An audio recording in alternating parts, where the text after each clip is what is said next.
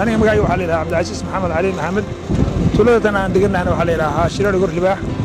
ديوان كفر حسن لا يعاو لماتن كي ونقوي رئيس الوزراء مقرد هذه أبنا كفر حسن لا وأنا هو كان حسن وحياة سيدي عون والله معنا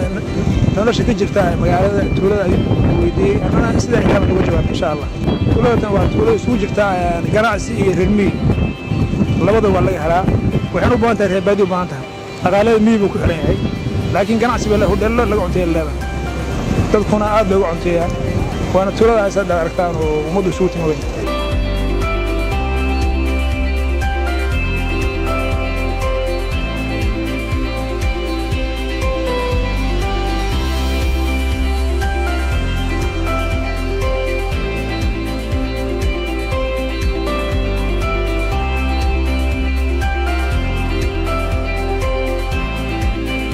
runtii wax weyn oo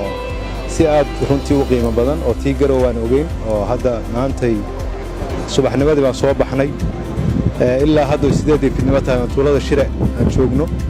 safar baa lagu jiray oo shaqo iyo kormeer iyo dadkii la soo arko runtii wax aad u qiimo badan oo marna la soo koobi karin magaalada Qardho iyo tuulooyinka u dhaxeeya garow ilaa Qardho iyo degmooyinka intaba